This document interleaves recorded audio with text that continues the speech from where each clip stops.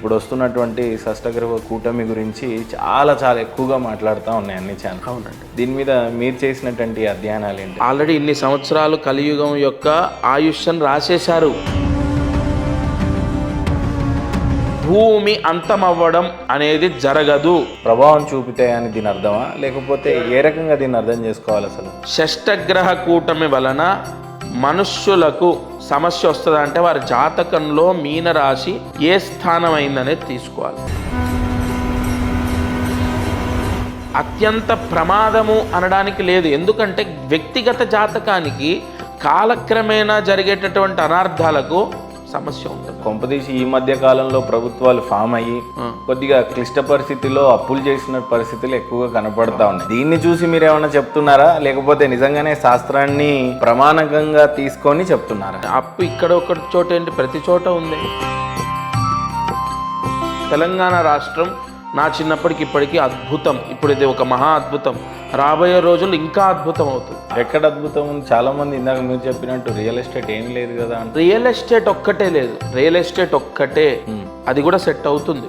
September తర్వాత set అవుతుంది. పోనీ అదొక్కటే బాగాలేదని మీరు అంటున్నారు. ఏమంటే ఏ రంగం బాగుందని మీకు అనిపించింది?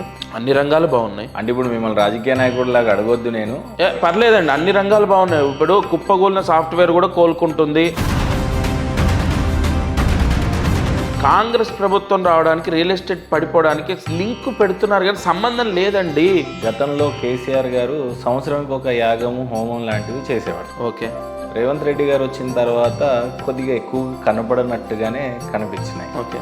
మరి మీరు కేసీఆర్ గారిని సమర్థిస్తారా, ఈయన్ని సమర్థిస్తారా? అసలు ప్రభుత్వాలు ఎలా ఉండాలి, ప్రభుత్వంలో పాలించినటువంటి నాయకుడు ఎలా ఉండాలి, ఆ రాజు ఎలా ఉండాలి అని? దేవతారాధన ముఖ్యం. రాజు చెయ్యాలి, ఆయన పనులు మానుకొని నేను చెప్పను. కానీ ఇప్పుడు 2.5 సంవత్సరాలు 9, మళ్ళీ 2.5 సంవత్సరాలు 10, మళ్ళీ 2.5 సంవత్సరాలు 11, అంటే 7.5 ఏళ్ళు విపరీత రాజయోగంలో ఉంటారు కేసీఆర్ గారు.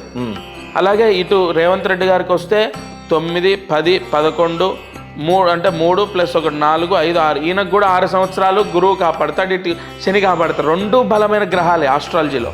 ఇటు గురు పాలితము ఒక వర్గం, ఇటు శని పాలితం ఒక వర్గం. అంటే స్టేట్లో ఒక బలమైన ఫైట్ ఉండొచ్చేమో. వల్ల 2026 ఎండింగ్లో స్టార్ట్ అవుతుందండి, అక్టోబర్ తర్వాత.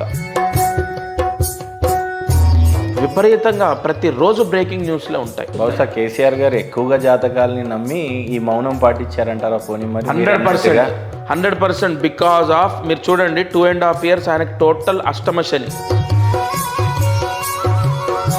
అప్పుడే కరెక్ట్గా ఎఫెక్ట్ పడింది, ఆయన అపజయాన్ని పొందారు. ఇప్పుడున్న ఉగాది ఏ రకంగా ఉండబోతుంది? రానున్న ఈ సంవత్సరం, మనకి ఇప్పుడు కొత్త సంవత్సరం కాబట్టి ఏ రకంగా ఉండబోతుంది? ఫస్ట్ ఆఫ్ ఆల్ ఈ ఉగాది విశ్వవసు నామ సంవత్సరం అనేది శుభం. గంధర్వ యోగం అంటారు ఈ సంవత్సరాన్ని. గురువు మారుతున్నాడు, రాహు మారుతున్నాడు, కేతు మారుతున్నాడు. ప్రధానమైన అత్యంత బలమైన గ్రహాలు 4 మారుతున్నాయి. బాగా సమస్యలు ఏమైనా ఉన్నాయి అంటే ఒక ఇంట్లో అప్పే ప్రధానంగా తీసుకొని ఉన్నాడు. సో ఈ అప్పుల బాధ నుంచి వాళ్ళు విముక్తి పొందాలి అని అంటే వచ్చేటువంటి కొత్త సంవత్సరంలో ఏ రకంగా ఉంటే బాగుంటుంది? మీరు ఇచ్చే సలహాలు ఏంటి? ఆర్థిక సమస్యలు రావడానికి మన స్వయంకృతం ఉంటుంది, లేదా అనారోగ్య సమస్యల ద్వారా అప్పు చేశారు. ఇంకా దీని మించి ఉండవు. స్వయంకృతం అంటే వ్యసనాలు. సరే, లక్ష్మీకాంత్ శర్మ గారి యొక్క సక్సెస్ రేట్ ఎంత అంటే మరి వీళ్ళైతే అప్రోచ్ అవుతున్నారు, బాగానే ఉంది సార్. అది మనస్ఫూర్తిగా చెప్పండి. 1 కంప్లైంట్ లేదు అని అబద్ధం చెప్పను. 1 కంప్లైంట్ ఉన్నా అది ఎందుకు డిలే అయిందని రీకరెక్షన్ చేస్తూనే ఉన్నాను. నేను 70 నుంచి 80% సక్సెస్ అయ్యానని నేను అనుకుంటున్నాను. కానీ ఇంట్లో పూజలు బాగానే చేస్తారు. ఓకే. కానీ జాతకాన్ని నమ్మరు. ఇలాంటి వాళ్ళకి మీరు ఏం చెప్తారు? జాతకాలు నమ్మకపోతే లక్షల మిలియన్స్ వ్యూస్ జాతకాలకి రావు. ఫస్ట్ ఆఫ్ ఆల్ ఉగాది రాశి ఫలాలు వెళ్ళిన వ్యూస్ ఏవిఎల్లో మీరు ఎనీ బ్రేకింగ్ న్యూస్ తీసుకోండి, రాసిన రాత ఏ రకంగానూ కూడా మార్చడానికి లేదు అని అంటారు. నిజానికి జాతకానికి మరి దీనికి ఏ రకంగా లింక్ చేస్తారు? ఇప్పుడు మీ తలరాతలో ఏముంటుంది అంటే పలానా మీరు లవ్ మ్యారేజ్ చేసుకోవాలని మీ తలరాతలో ఉంది. నేను అదే చెప్తున్నా, మీ తలరాతని తెలుసుకోవడమే జాతకం అండి, జ్యోతిష్యము. ఆ 100 కోట్లు మీకు ఎలా వస్తాయో చూపిస్తుంది కదా జ్యోతిష్యం.